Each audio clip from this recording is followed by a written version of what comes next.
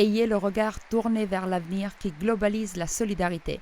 Combattez la culture du déchet et inventez des solutions concrètes pour faire face à l'augmentation vertigineuse du nombre de chômeurs, ainsi qu'à la nécessité de reprendre un développement qui soit un véritable progrès intégral de la personne. Telle est l'invitation lancée par le pape François aux membres de la Confederazione Cooperative Italiane, reçus dans la salle Paul VI.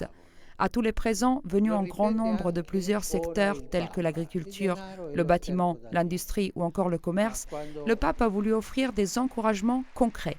Les coopératives doivent multiplier leurs efforts pour soutenir la partie la plus faible de la société, les jeunes qui perdent l'espoir de trouver un emploi, les femmes qui devraient être protagonistes dans les entreprises et dans les familles, les personnes âgées, les malades, les personnes désavantagées. Pour sortir du circuit fatal de l'égoïsme des personnes et des entreprises, pour tendre une main à ceux qui semblent se noyer dans la mer insidieuse de l'économie globale, le pape François a rappelé qu'il est important de rester fidèle à son identité en mettant l'argent au service de la vie et la personne au centre pour avoir des objectifs transparents et limpides. Per questo vi dico che fate bene e vi dico anche di farlo sempre più a contrastare e combattere le false cooperative. C'est pour cette raison que je vous dis que vous avez raison de contraster et combattre les fausses coopératives. Et je vous dis aussi de le faire de plus en plus, car les fausses coopératives prostituent le nom de coopérative, qui est une bonne réalité, pour tromper les gens avec des buts lucratifs contraires à ceux de la coopération vraie et authentique.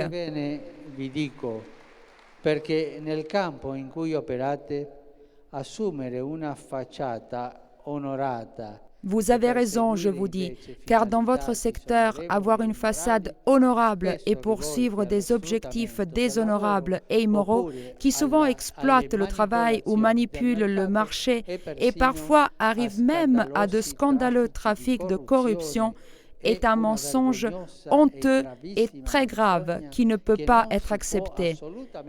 Luttez contre cela.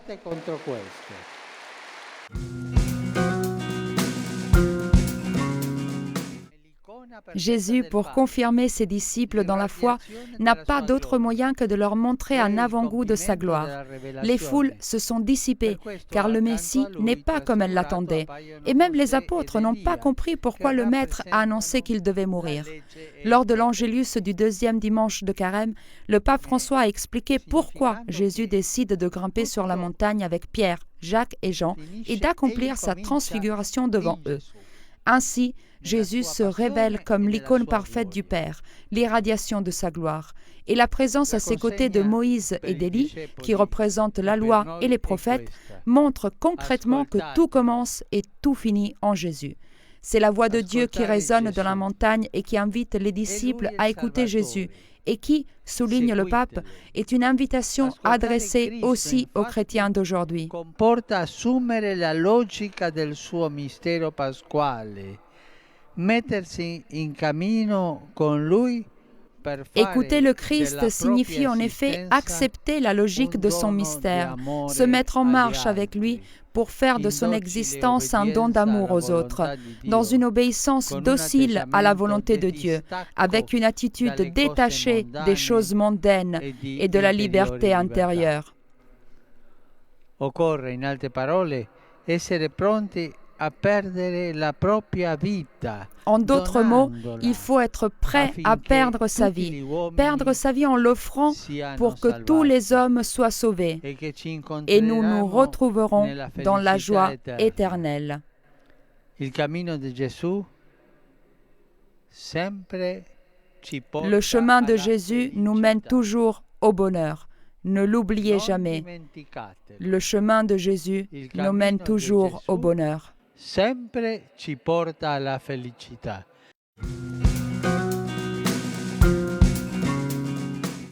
Combien de fois avons-nous pointé les autres du doigt et au contraire trouvé des échappatoires et des justifications en ce qui nous concerne? Lors de la messe qu'il présidait à la maison Sainte-Marthe, le pape François a demandé à chacun d'avoir la sagesse de s'auto-accuser, surtout en cette période de carême. en reconnaissant les nombreuses choses dont nous sommes capables, même si cela ne se voit pas, et en reconnaissant les racines du péché qui se trouvent en nous. Ce pas accompli sur le chemin de la vie chrétienne et dans le silence de la journée, et pas seulement pendant la confession, nous permet d'éprouver de la honte et d'avoir ainsi plus de compréhension envers ceux qui nous sont proches. Nostro Dio, la misericordia e il perdono.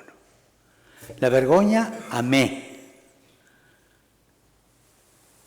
E a te. À toi, Seigneur, notre Dieu, la miséricorde et le pardon. À moi, la honte. Et à toi, la miséricorde et le pardon. Nous avons tout intérêt à avoir ce dialogue avec le Seigneur en ce temps de carême, s'accuser soi-même. Me stesso. E chiediamo misericordia. E nel Vangelo Gesù è chiaro. Siate misericordiosi. Demandons la miséricorde.